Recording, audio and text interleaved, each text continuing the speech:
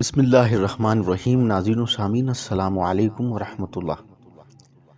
یہ زقوم کا درخت ہے اور یہ سعودی عرب شہر نجد میں اگتا ہے۔ اگر آپ میرے چینل پر نئے ہیں تو میں آپ کو خوش آمدید کہتا ہوں۔ اس زقوم کے بارے میں یہ آتا ہے کہ یہ جہنمیوں کی خوراک ہوگا۔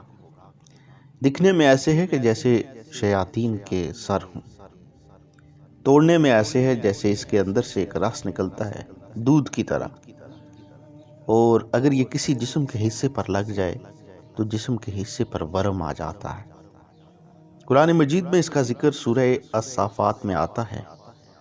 قرآن کہتا ہے کہ یہ جہنمیوں کی خوراک ہوگا اور وہ اس کو کھائیں گے اور اس کے بعد ان کو ابلتا ہوا پانی دیا جائے گا جس سے یہ اپنا پیٹ بھریں گے۔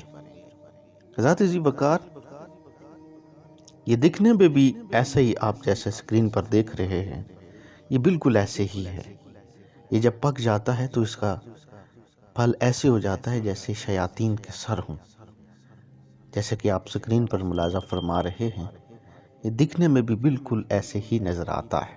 جہنمی لوگوں کے بارے میں آتا ہے کہ یہ ان کو خوراک کے طور پر دیا جائے گا۔ ذات ذی وقار، اگر جس کو دیکھ کر ہمیں اس کے خوشے کو دیکھ کر ہیبت آتی ہے تو ذرا سوچیے جو لوگ جہنم میں اس کو کھائیں گے ان کا کیا عالم ہوگا۔ ہم نبی پاک صلی اللہ علیہ وآلہ وسلم کی امت ہیں، ہمیں ایسے کوئی عمل نہیں کرنے چاہیے جس سے نبی رحمت صلی اللہ علیہ وآلہ وسلم روز قیامت ہمیں پہچاننے سے انکار کریں۔ بحیثیت مسلمان ہمیں بھائی چارے کو فروغ دینا چاہیے۔